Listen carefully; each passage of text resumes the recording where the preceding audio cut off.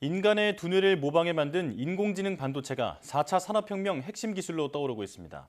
국내에서도 관련 기술을 선점하기 위해 많은 노력을 벌이고 있는데요.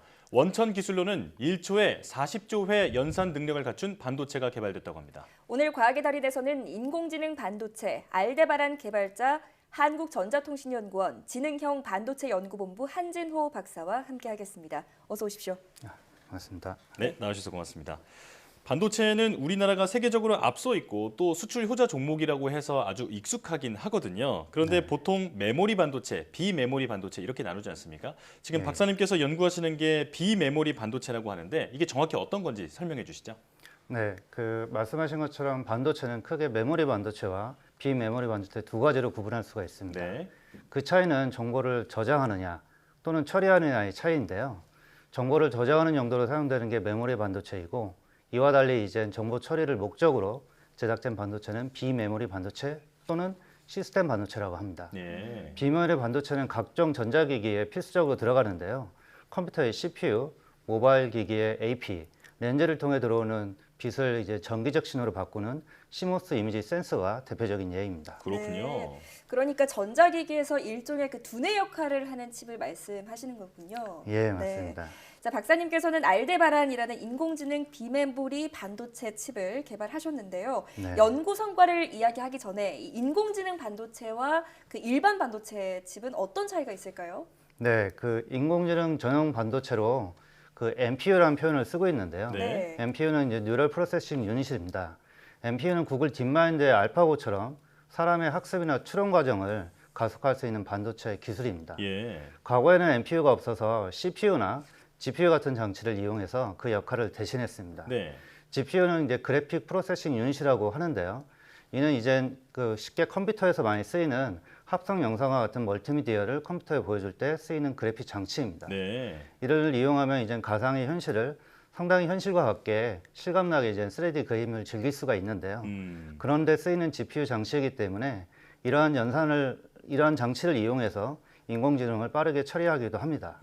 이렇게 활용을 하고 있지만 딥러닝 같은 복잡한 연산 처리는 한계가 있어서 인공지능 전용 반도체인 NPU를 개발을 하게 되었습니다. 현재 인공지능의 알고리즘은 계속해서 복잡해지고 있고 높은 연산 성능을 또는 연산 효율성을 가진 NPU 개발을 더욱 필요로 하고 있습니다. 네. 그래서 애트리에서는 딥러닝 개발에 최적화된 칩인 알데바란을 개발하게 되었습니다. 예. 네. 자, 그렇다면 이제 오늘의 주제인 알데바란. 이 알데바란의 성능은 어느 정도인가요?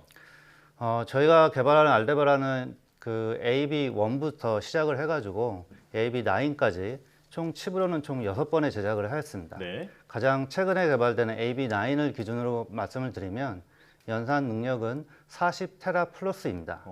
40테라 플러스는 1초에 약 40조의 계산을 할 수 있는 연산 능력인데요. 네. 인공지능 반도체는 보통 연산 능력도 중요하지만 이게 이제 얼마나 많은 전력을 소모하지 않게 개발을 하느냐도 관건입니다. 예. 저희 애트리 AB9은 40테라 플러스의 연산 능력도 있지만 이를 15와트의 전력으로 굉장히 낮은 전력으로 처리를 하고 있습니다. 네.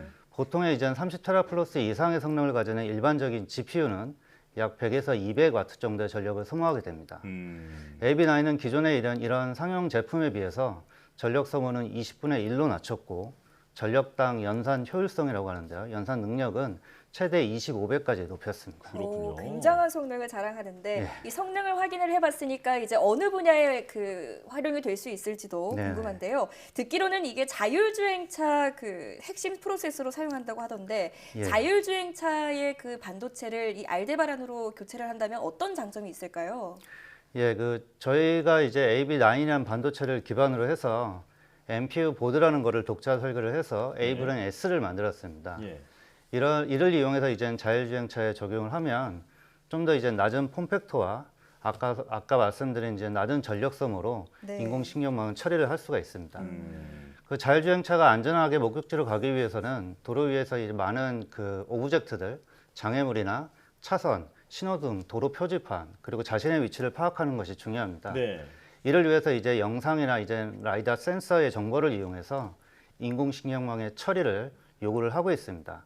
그래서 전력 또한 이런 최대 10와트 이하로 내려가야 이동체인 자율주행 차에 장착을 할 수가 있는데요. 네. 현재 세계적인 반도체 기업의 경우도 뭐 서버나 자율주행 차용으로 자사의 AI 반도체를 개발했다고는 하지만 기술적으로 이제 자율주행차에 이런 대형 반도체를 적용하는 것은 전력 소모나 그런 문제로 쉽지가 않습니다. 네. 그래서 얼마나 적게 전력 소모를 하느냐가 전력 소모를 적게 하게 개발하느냐가 중요하게 됩니다. 예. 그래서 이런 인공지능 반도체가 가장 많이 사용되는 곳은 이런 전력 소모가 작은 거를 기반으로 해서 드론과 같은 그 인공지능 시스템에 사용이 될 수가 있습니다. 그 외에도 클라우드나 데이터 센터에서 이제 사람이나 사물, 음성 인식과 같은 AI 응용 서비스를 제공하는 고성능 시스템에서 제 애틀에서 개발한 AI 기술을 이용해서 활용할 수가 있습니다. 그렇군요. 일단 자율주행차에 만약에 도입을 한다면 한마디로 자율주행이 더 똑똑해진다. 네, 이렇게 네. 볼 수 있을 것 같은데요. 네. 자, 그런가 하면 이 알데바란을 활용해서 그 인공지능 서버도 개발하셨다고 들었습니다. 이제 예. 이걸 활용하면 1초에 무려 4,700조 회 연산이 가능하다고 하는데 이게 무슨 의미인지 잘 안 와닿거든요. 이게 얼마나 대단한 건가요? 네, 저희 애틀리에서는 이제 앞에서 말씀드린 알데바란 칩을 이용해서 이를 여러 다수의 이제 알데바란 칩을 장착한 아트브레인 K라는 인공지능 서버 시스템을 개발했습니다. 예. 한 예를 들면 네이버의 클로바, SKT의 누구, KT의 기가지니 같은 인공지능 기반의 음성 인식 서비스가 있는데요. 네. 이런 서비스는 이제 휴대폰 내에서의 이제 음성 인식 처리를 하는 것이 아니라 수많은 사람들이 휴대폰에서 이제 음성을 얘기를 하면 그 음성 정보를 인공지능 서버로 보내게 됩니다. 아, 네. 그러면 그 서버에서는 그 수많은 음성을 처리를 인공지능을 이용해서 처리를 하게 되는데요. 그 처리 결과를 이제 모바일 쪽에 보내서 그 인식 결과를 사용자들이 알 수 있게 됩니다. 근데 그런 서버에서 이제 많은 인공지능 처리가 필요를 하기 때문에 AB9을 장착을 해서 인공지능 처리 알고리즘을 가속시킬 수가 있습니다. 그렇군요. 현재는 인공지능 연산으로 많이 쓰이는 GPU는 상대적으로 이제 칩 크기와 전력 소모가 크기 때문에 네. 이로 인해서 이제 하나의 서버 노드라고 해서 이제 본체 하나를 의미하는데요. 네. 거기에 이제 GPU를 이용하면 3대에서 4대 정도를 장착할 수가 있습니다. 네. 그러면 이제 서버의 최대 성능은 상대적으로 좀 낮아지고 이는 이제 전력 소모가 많기 때문에 그런데요. 네. 그렇지만 앞에서 말씀드린 이제 저희가 개발한 인공지능 반도체를 이용하면 그리고 그거를 그 탑재한 NPU 보드를 적용하면 한 서버당 NPU 보드를 최대 20개까지 장착이 가능합니다. 네. 많이 장착할 수가 있는 거죠. 예. 그래서 저희는 이런 서버 노드를 한 5개 정도로 그 렉 타입의 서버라고 하는데요. 5개 정도를 더 장착을 해가지고 저희는 인공지능 시스템인 아트브레인 K를 만들었습니다. 개발된 시스템은 말씀드린 대로 이제 많은 그 NPU를 장착을 할 수가 있고 그 전력 소모도 그렇게 높지가 않기 때문에 네. 최대 이제 4.7 펩타플롭스의 성능을 발휘하는데 이게 아까 말씀하신 1초에 4,700조의 연산이 가능하게 되는 셈입니다. 예. 이같이 뛰어난 성능의 아트브레인 K는 최근에 이제 트랜스포머 계열의 인공지능 알고리즘이 많이 이제 등장을 하고 있습니다. 네.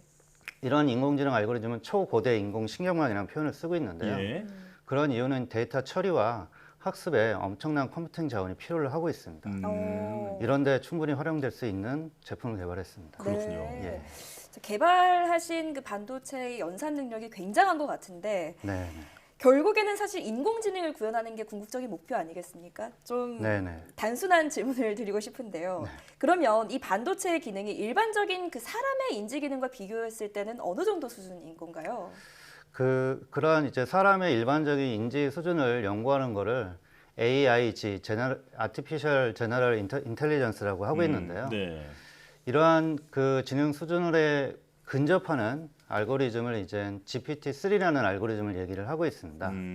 그래서 그 GPT-3 알고리즘의 연산량을 생각을 해보면 약 3,640 펩타플러스고요. 예. 저희가 구축한 그 인공지능 서버 시스템은 5펩타플러스입니다. 약 728배 정도 높거든요. 그러니까 그런 렉 타입의 큰 서버가 728개 정도는 있어야 구현이 되는 현재 수준은 그 정도 수준이라고 볼 수가 있습니다. 어. 그렇지만 이제 AI는 더 많은 연구가 필요한 분야이기도 합니다. 네. 그렇군요. 이게 컴퓨터로 사람 정도의 그 지능을 구현하려면 뭐 건물 한 채 정도 사이즈가 필요하다 이런 얘기도 많이 들어봤었는데 이제 네, 말씀을 네. 들어보니까 약간 실감이 나는 것 같습니다. 예. 자, 이렇게 개발한 알데바란을 본 업계의 반응도 사실 궁금한데요. 그 또 네. 상용화 가능성은 얼마나 되는지도 좀 알려주시죠. 예, 저희가 이제 개발한 이 AV9을 장착한 시스템을 하고 이제 장착하지 않은 시스템을 욜로 V3라는 이제 신경망이 있는데요. 네. 그 신경망의 처리 성능 비교 시연을 관련 이제 기업들에게 보여준 적이 있습니다. 그렇게 보고서 이제 낮은 전력 소모 대비 높은 성능을 내고 있기 때문에 많은 기업들이 좀 관심을 가졌었고요. 예. 현재는 이제 관심 기업의 기술 이전을 통해서 POC를 진행하고 있습니다. 또 그런 POC를 통해서 뭐 공항 자동 출입국 시스템이나 홈 오피스 보안 시스템 같은 거를 구축을 하고 있습니다. 예. 예. 그리고 이제 AV9을 적용한 서비스를 개발하는 AI 반도체 실증 지원 사업도 운영을 하고 있고, 근데 이제 이렇게 이제 사람들이 이런 새롭게 등장한 반도체를 이용해서 이제 쉽게 사용할 수 있는 환경을 만들게 된 것 중에 큰 이유는 저희가 이런 반도체를 이용해서 개발할 수 있는 소프트웨어 개발 환경을 예. 오픈을 했습니다. 그런 네. 소프트웨어 개발 환경은 뭐 컴파일러나 시뮬레이터, 그 안에 이제 런타임 라이브러리나 그리고 본인이 만든 인공신경망을 최적화할 수 있는 최적화 툴로 구성이 되어 있는데요. 예, 저희는 그거를 이제 AI 웨어 RT라는 이름으로 GitHub에 공개를 하였습니다. 예. 뭐 이를 통해서 이제 이런 반도체에 대해 익숙하지 않은 사람들이 좀 더 쉽게 뭐 알고리즘이나 시뮬레이터 또는 최적화 도구를 활용해 가지고 라이브러리 형태로 개발을 할 수가 있을 것 같습니다. 예. 그렇군요. 자, 기업의 관심과 반응이 어느 정도인지도 들어봤는데 사실 네. 뭐 세계적인 반도체 시장에서 우리나라의 위상은 이미 그 인정을 받고 있는 수준이라고 들었습니다. 근데 이게 비메모리 분야에서도 적용이 되는 말인가요? 예, 말씀드린 이제 인공지능 반도체는 비메모리 반도체에 해당되는데요. 네. 이같이 이제 연산 또는 계산을 하는 이런 반도체 분야에 대해서는 이미 미국이나 중국, 대만, 유럽 대비 우리나라의 점유율은 1.5에서 3%로 매우 약한 편입니다. 근데 전체 반도체에 대해서 비메모리는 또 70% 이상에 차지하는 거로 메모리 시장에 비해서 더 크기도 한데 예. 그런 면에서는 이제 적은 편인데요. 그렇지만 이제 말씀드린 것처럼 최근에 이제 지능형 반도체 분야에서 우리나라가 시장을 공략하기 위한 많은 준비를 하고 있는 걸로 알고 있습니다. 네. 뭐 대표적인 삼성전자나 SKT, 전통적인 펜립스 기업 외에도 이런 지능형 반도체 원천 기술을 기반으로 해서 많은 스타트업들이 생겨나고 있고, 예. 정부에서도 차세대 지능형 반도체 사업이나 PIM이라는 인공지능 반도체 사업을 통해서 원천 기술을 확보하려는 노력을 하고 있습니다. 네.